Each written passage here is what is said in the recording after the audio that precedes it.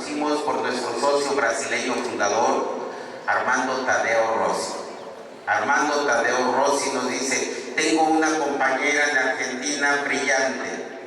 Y cuando nos la presentó dijimos: brilla en verdad, Andrea. Hoy Armando brilla en el cielo, seguramente debe ser una estrella enorme. Se nos adelantó por un problema cardíaco, pero nos ha legado su sueño, nos ha legado la amistad y nos ha legado la esperanza con Andrea Hidalgo. Y quiero pedirles el gran aplauso para recibir desde Buenos Aires, Argentina, la tierra del tango. El tango. Vamos a empezar con clase de tango. Dicen que es muy sensual. Yo no me atrevería a bailar tango con una mujer como tú, porque yo te llegaría apenas aquí y entonces yo me excitaría más rápido. Perdóname. Es peligroso, peligroso. Sí, soy peligroso. Digo, eso es peligroso para mí, perdón. Chicos, maestros, amigos y amigas, por favor, recibamos a Andrea y trabajemos su tema Siento, luego existo, la inteligencia emocional en la educación internacional. Bienvenida a tu casa, Andreita. Muchas gracias. Buenas tardes a todos. Quiero sinceramente agradecer al comité organizador, a Gerardo, a Cirilo, a Juan. Agradecerles a los ponentes porque realmente uno aprende siempre, el joven Lomelí. A todos ustedes, realmente es un placer y es un honor estar acá. Pero esencialmente quiero agradecerles a ustedes por dos razones. La primera, por creer en que un mundo mejor es posible a partir de la educación. Y el segundo, y el más importante para mí, es por darme el valor más importante de todos, que es el valor de la palabra. Me gustaría compartir con ustedes un poema que tiene que ver con el por qué yo soy docente. Créanme que pienso, luego existo, de Descartes, ya no puede funcionar, porque en realidad primero están las emociones. Seguramente todos ustedes eligieron la docencia por algo, ¿no? Hay alguna razón. Y yo elegí la docencia por mi padre, que fue quien me enseñó que la palabra tiene un valor por sobre todas las cosas. Quisiera compartir un poema que le escribí a él cuando partió. A mi padre. Se ha ido. Ya no interesan las horas que corren y corren. Con sus horas te ha llevado un poco las mías. Te ha llevado mi risa en la playa, mi mirada en el cielo contando estrellas. Algo falta, algo no ocupa en mí su lugar, algo ha quedado vacío y solitario. Se ha ido como la luz que está aquí y está huyendo hacia allá, siempre, eternamente.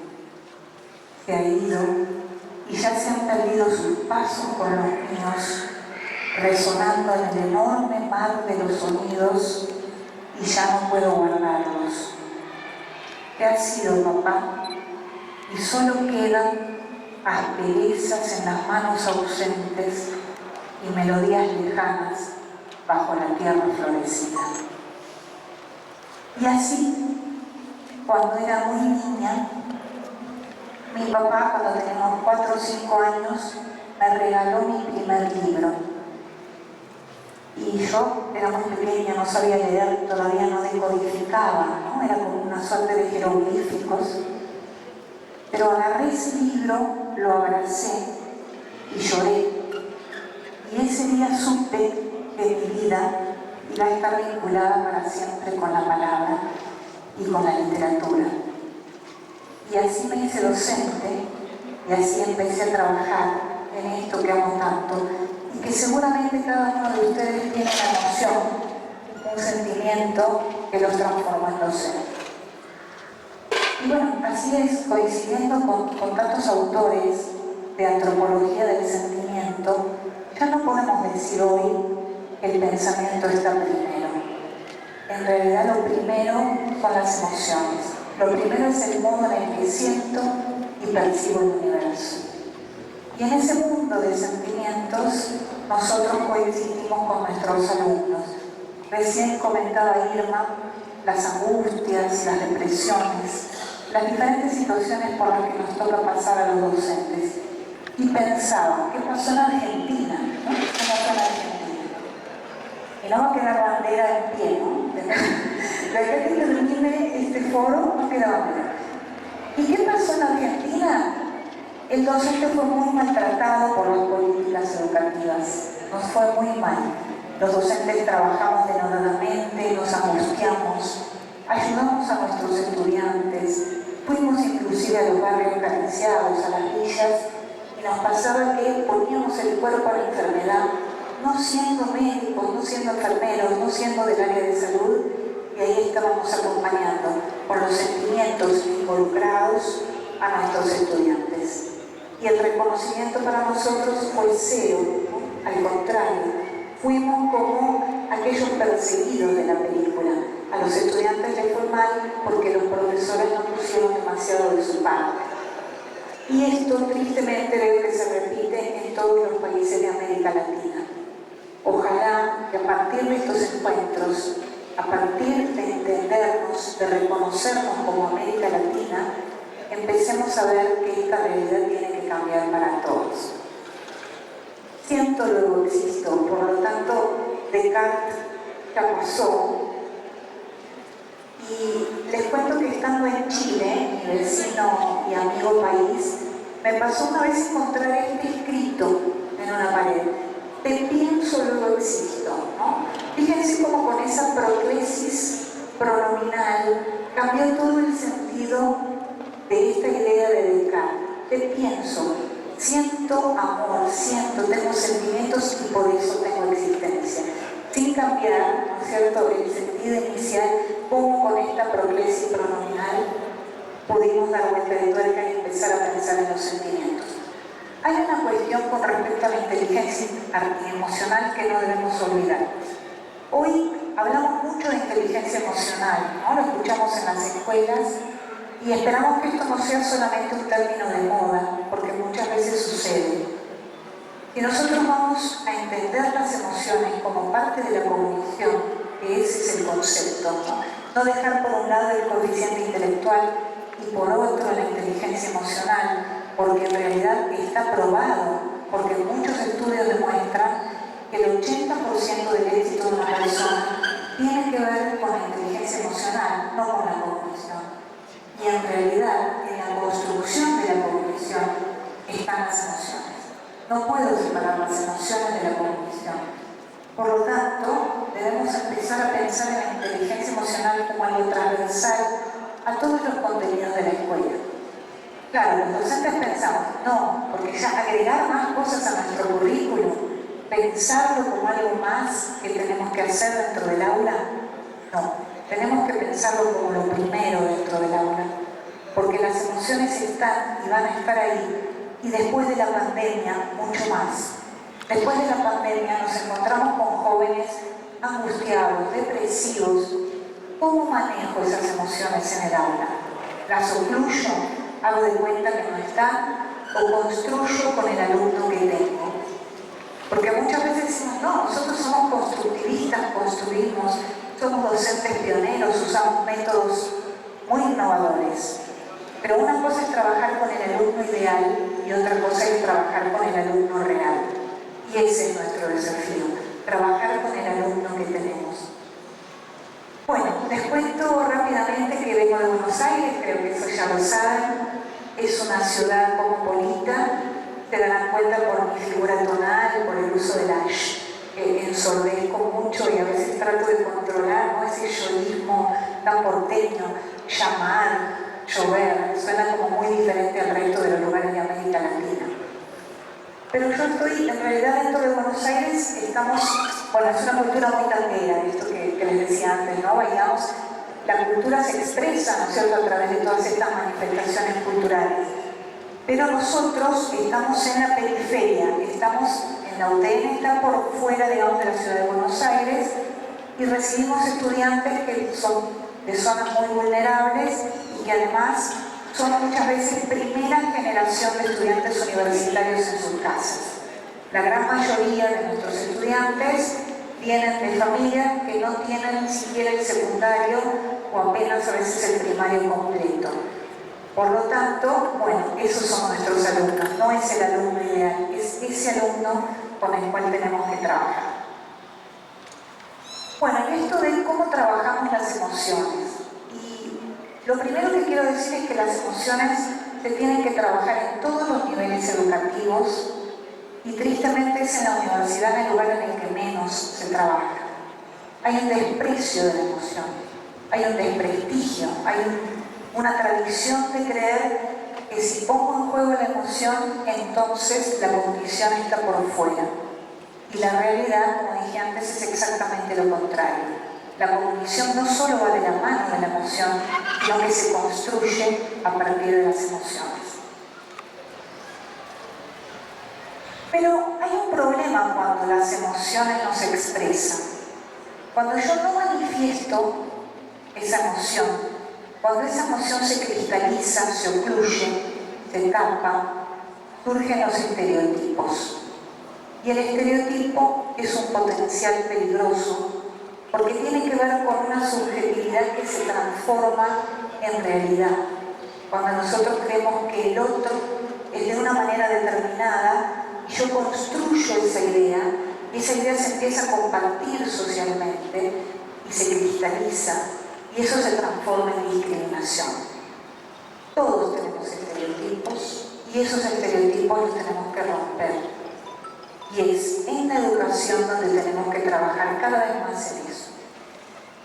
Si ustedes me preguntan a mí qué quiero hoy, quiero una América Latina que se reconozca en sus diferencias, pero que construya una identidad latinoamericana capaz de sortear todas las cuestiones que vienen externas, todo lo que el primer mundo nos obliga a creer que somos, lo tenemos que destruir.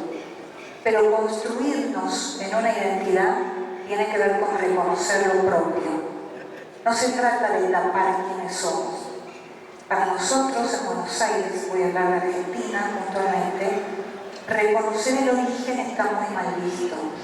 Jóvenes tobas, jóvenes luchí, jóvenes de distintas comunidades originarias ocluyen sus orígenes, no los cuentan, porque si los cuentan son muchas veces objeto de discriminación.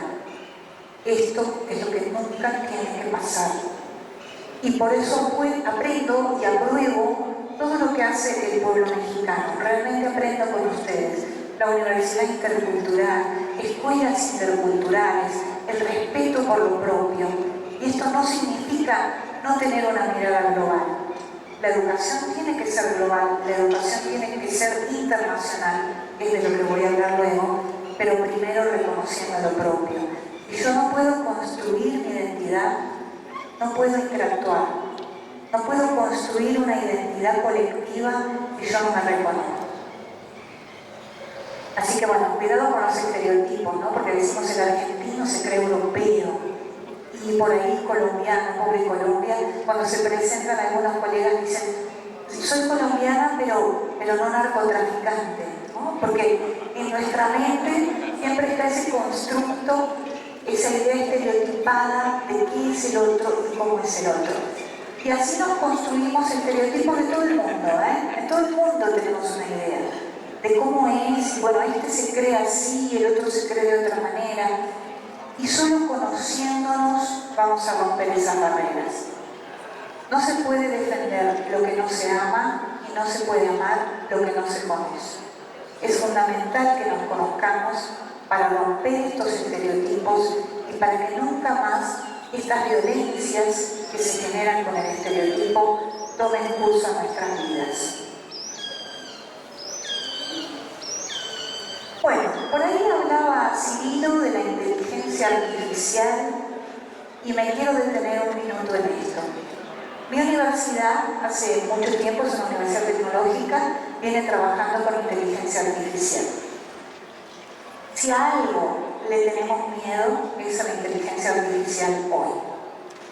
Ustedes conocerán todos el caso de Alice y Bob, que son esos robots que creó Facebook, que comenzaron reproduciendo los diálogos, ¿no? Como una especie de chatbot, reproduciendo los diálogos humanos, hasta que de pronto esos dos robots comenzaron a tener un diálogo propio, con un lenguaje propio, y en un momento hablaban entre sí y los humanos creían que eso era un error, pero luego se dieron cuenta de que en realidad estaban hablando por fuera de las lenguas humanas y se estaban comunicando entre sí. A ese proyecto se lo desactivó y quedó ahí, se terminó.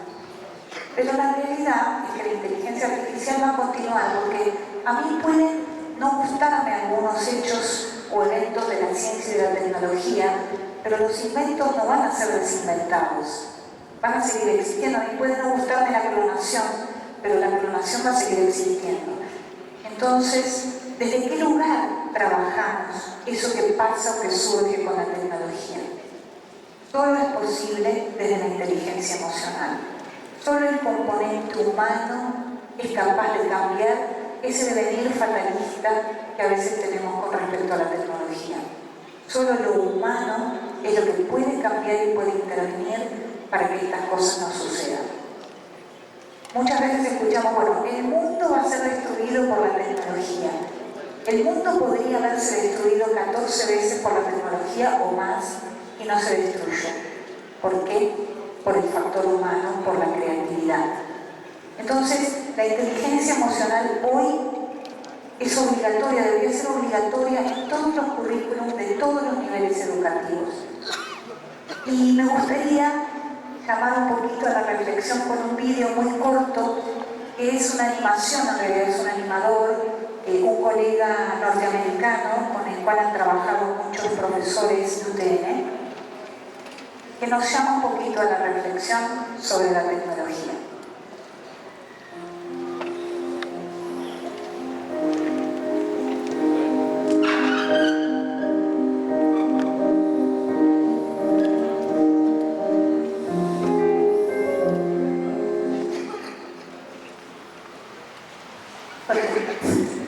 Pedilo así. ¿Se ve? Perdón, ¿se ve? Déjalo así. Está bien.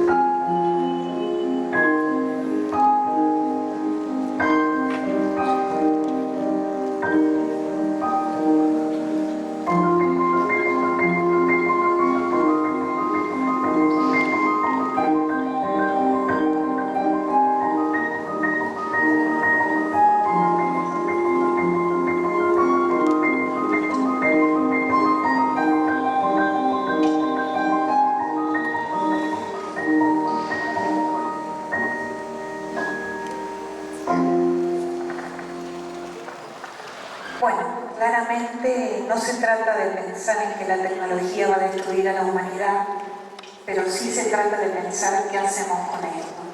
¿Cómo trabajamos desde las aulas, desde nuestros claustros, con esta realidad que es hoy la tecnología en el aula?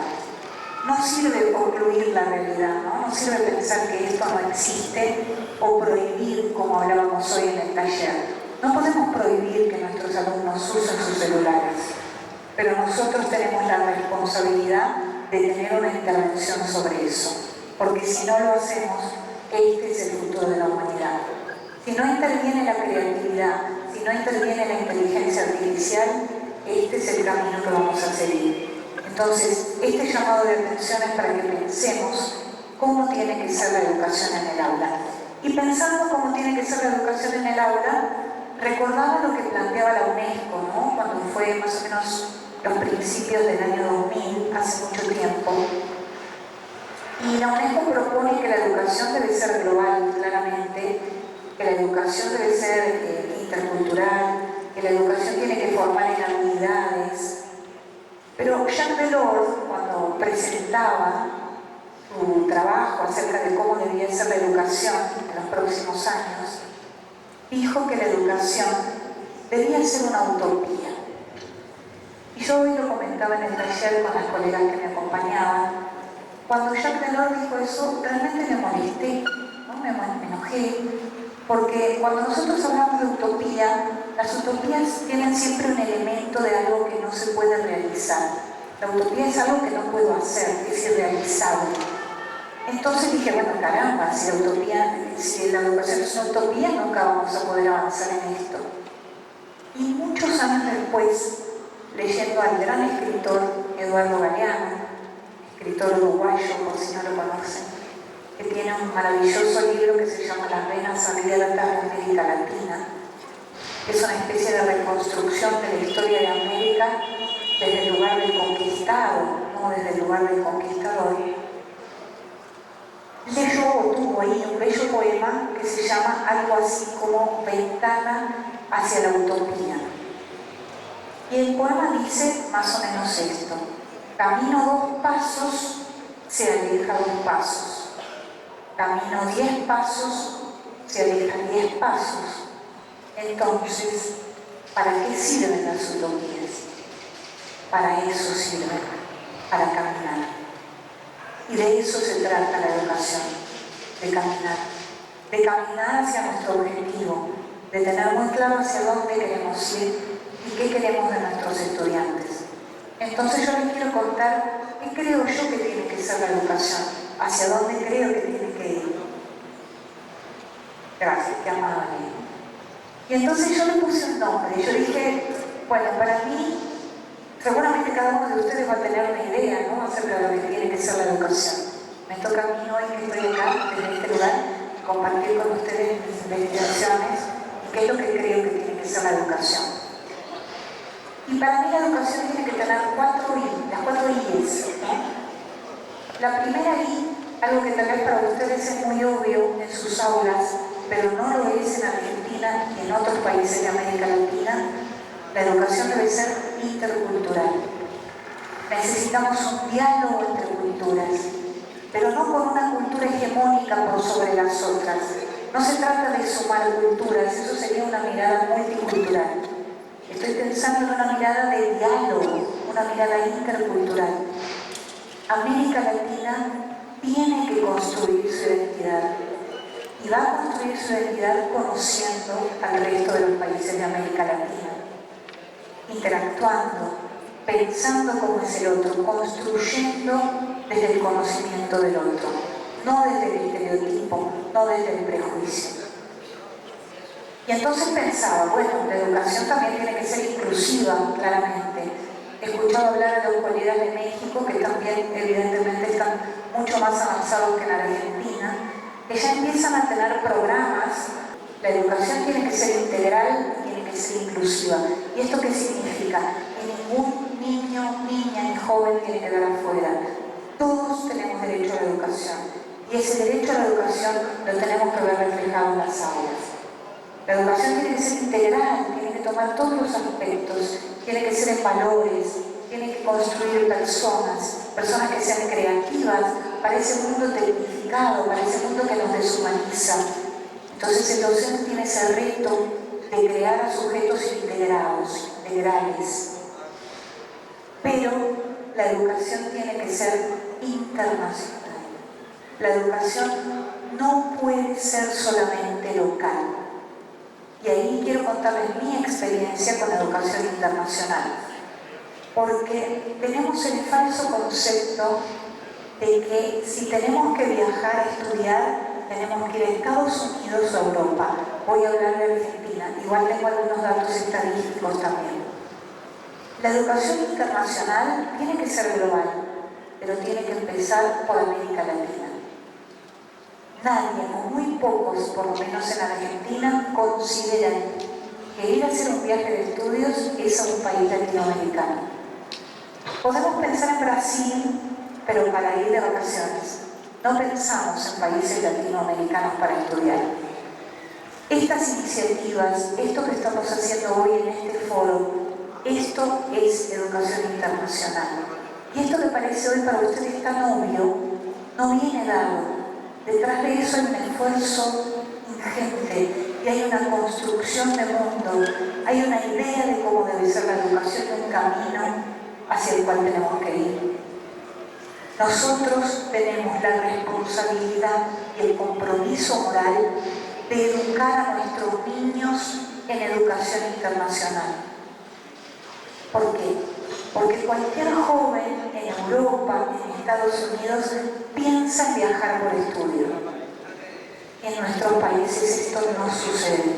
Entonces, si no cortamos este paradigma, si no rompemos con esta idea de que solo tenemos que estudiar en nuestros países o en nuestros lugares de origen, nunca vamos a llegar a la integración latinoamericana. Nunca vamos a cambiar la mentalidad. Y siempre vamos a correr el riesgo de inventar lo que ya fue inventado. Entonces, abrámonos al mundo y empecemos a generar esa conciencia desde los más niños. Bueno, y la educación emocional, ¿no?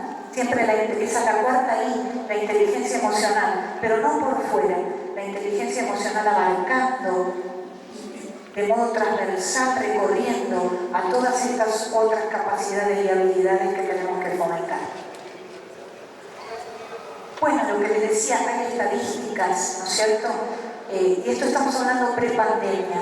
También hoy comenté en los talleres que no me gusta hablar de post-pandemia.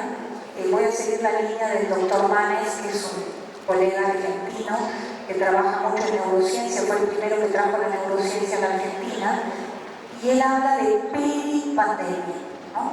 Estamos como transitando estos alrededores de los efectos halo, ¿no? Él llama de la pandemia. Son como las ondas después de que tiré la piedra. Esto que comentaba Irma, de ver cuáles son todos estos resultados de la pandemia. Estos jóvenes con depresión, estos colegas, ¿no es cierto?, que inclusive tienen que tomar medicación. Todo esto que nos está atravesando físicamente después de salir de este confinamiento. Antes de la pandemia, fíjense que América Latina es de los países que menos internacionaliza y que mantiene siempre como una línea muy baja con respecto a internacionalización. Mientras crece en el resto del mundo, en América Latina se mantiene estable. Y lo que es más grave, lo que comentaba antes, siempre los países que se eligen para internacionalizar son países europeos o Estados Unidos. Nunca hay internalización dentro de América. Bueno, los retos y desafíos son muchos que tenemos por delante. Sabemos que muchas veces las políticas educativas no nos acompañan, pero tenemos estos locos soñadores que sí creen en la educación internacional, que sí movilizan estos cambios, y a eso les pido que nos sumemos. Sumémonos a pensar que estos cambios son posibles. Sumémonos a través de la educación socioemocional a cambiar la historia de la humanidad. Está en nuestras manos como educadores. Bueno, y desde Argentina, les cuento, nosotros tenemos un programa de internacionalización propio, ¿no? Porque las ayudas externas, como dije, de políticas educativas que no logran ver el futuro de nuestros jóvenes, no piensan en financiar estos programas.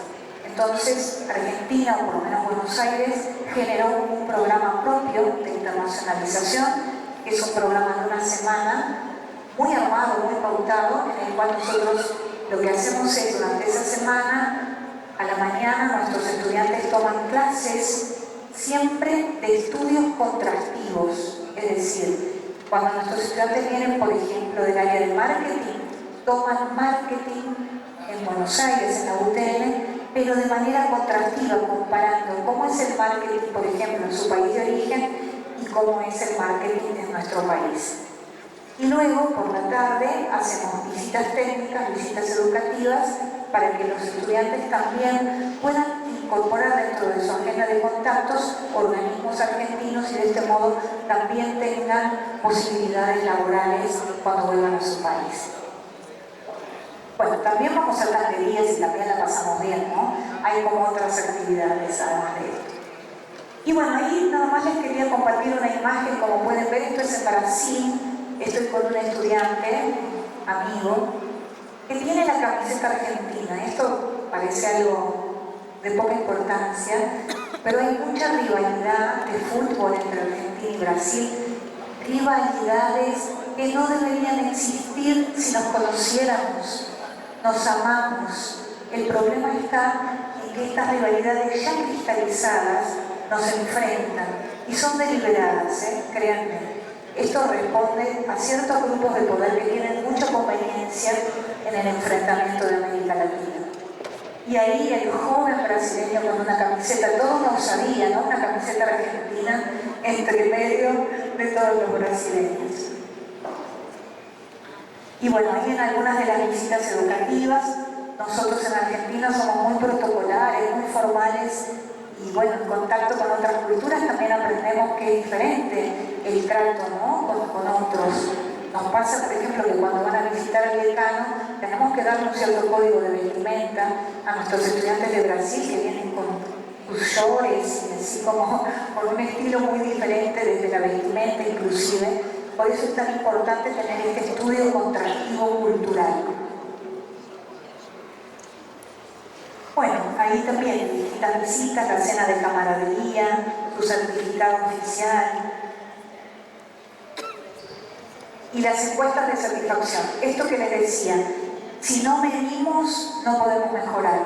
Siempre tenemos que tener la posibilidad de medir lo que hacemos para evaluar los resultados y para mejorar lo que estamos haciendo.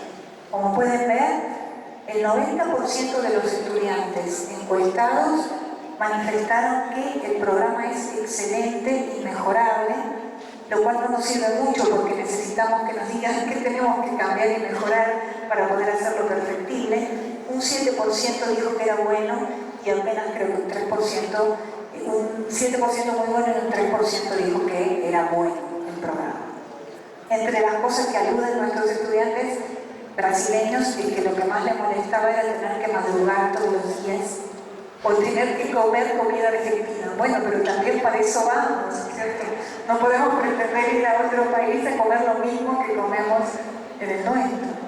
Bueno, me gustaría compartir brevemente un testimonio de un estudiante. Está un poco nervioso, él es brasileño y nos va a contar en español qué es lo que representa para él el programa. Olá a todos, mi nombre es Thiago Rocha, tengo 36 años y vivo en São Paulo, Brasil. Provengo de una familia pobre y trabajadora que siempre creyó en la educación como forma de transformar la realidad familiar. Nunca pensé que podría viajar al exterior y tampoco estudiar fuera de mi país, en una universidad como la UTN. Cuando surgió el intercambio, me interesó la oportunidad, aún sin tener las condiciones económicas necesarias. Pero hablé con la profesora Elizabeth y vi que podía ser posible si se hacía un esfuerzo y me organizaba para ir. Así que me animé, yo saqué un préstamo económico porque la empresa en la que trabajaba creí que iba a poder. Entonces hablé con la maestra Elizabeth y acepté el desafío. Las profesoras profesoras Elizabeth y Andrea fueron muy atentas y cariñosas con el grupo, se preocuparon por la organización, con las visitas técnicas, los recorridos, y cada uno presentaba en las clases del curso, siendo un gran diferencial tener este seguimiento cercano, porque la mayoría de los alumnos, incluido yo, no conocían la cultura argentina. Entonces fue emocionante poder llegar a la posibilidad de estudiar en el extranjero y conocer una nueva cultura a través de este intercambio, que me abrió puertas y me hizo conocer un nuevo idioma que me dio más posibilidades de conseguir un mejor trabajo, crecer en mi vida profesional, en mi carrera, y hoy también trabajo en una empresa española. La admiración por los profesores siempre ha despertado en mí el deseo de enseñar también, y ese año 2023 empecé mi carrera como profesor universitario y doy clases a unos alumnos de análisis y desarrollo de sistemas. Y entonces, por todas estas razones, quisiera decirles que crean en ustedes, crean en ustedes. Estoy muy agradecido con las maestras Isabel y Andrea Hidalgo por toda su dedicación, por el cariño, por brindarnos a los estudiantes, incluyo yo, una oportunidad como esta de transformar nuestras vidas a través de la educación. Muchas gracias de todo mi corazón. Bueno, y ahí lo tienen a Tiago, ¿no? Cómo cambió todo su mundo laboral, su mundo personal a partir de la internacionalización. Pero además, fíjense, mi profesora me dijo, yo puedo. Eso es trabajar la inteligencia emocional, el pensamiento positivo, el fomentar en nuestros estudiantes que pueden hacerlo, que van a lograrlo y que el camino es la realización. Todo lo que nuestros alumnos se propongan lo van a lograr, porque nosotros tenemos que estimularlos a que esto suceda. Pero tenemos que dárselos a conocer, porque si no despertamos el interés y el entusiasmo, ellos no pueden lograr y hacer algo que no conocen. Entonces está en nosotros cambiar la historia de la humanidad. Bueno, muchos testimonios, yo puedo, ¿no? Esta idea yo puedo hacerlo. Alumnos que dicen, nunca salí de mi país, tengo miedo, nunca dormí fuera de mi casa, dijeron algunos estudiantes. Este es el desafío que tenemos y hacia ese camino tenemos que ir. Bueno, después esto se lo comparto, la idea es ir cerrando, puedo pasarles la presentación, pero la idea es también que vean cuáles son la ruptura de estereotipos a partir de los viajes de internacionalización, cómo cambia la mirada, cómo cambia el pensamiento y cómo solo es posible romper con estos prejuicios conociéndonos. Bueno, luego la pandemia, como comentaba Irma, y tuvimos encuentros virtuales, encuentros incluso con el doctor Juan, y compartimos cátedra y cursos de manera virtual con nuestros estudiantes de Argentina. ¿Qué manifestaban nuestros estudiantes? Que lograban empoderarse, que se sentían auténticos, que se sentían motivados porque lograron internacionalizar con otros estudiantes. Y finalmente, y como cierre, quiero decirles, queridos colegas, queridos amigos, queridos maestros, primero que México ya está en mi corazón, al igual que los estudiantes chinos, como comentaba hoy en mi taller, pero decirles que el desafío es transformarnos en este liderazgo transformacional, pero siempre a través de la educación socioemocional, porque si no le ponemos amor, si no le ponemos el corazón, ningún cambio va a ser posible. Muchas gracias, queridos colegas, los espero en Argentina.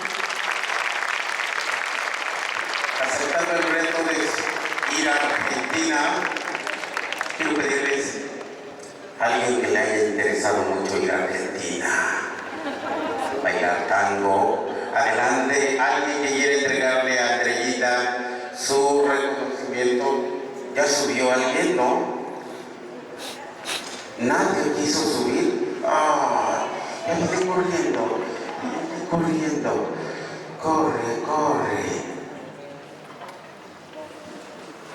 Es muy importante esto que dice Andrea Hidalgo, recreando la experiencia de Gabriel García Márquez con Irma, porque el afortunado fue él. No creo que fue Irma. El Gabriel fue el afortunado. Pero el Gabriel, amiga, ¿quieres decir algo? Pero que te escuchen. Ven acá. Buenas tardes a todos. Pues primeramente agradecida con este congreso que como cada uno que los que organizan pues es muy productivo para todos nosotros como docentes. Gracias y pues gracias a todos los exponentes que estuvieron aquí. Muy agradecida por todos. Al comité también organizador, un aplauso. Adelante. Muchas gracias. Cuando el Gabrielillo ese de los besos de Irma tenía 7 años, decidió ir a la escuela en ese pueblo de Aracataca, ese pueblo bananero. Y había una chamaca que todavía no cumplía 20 años,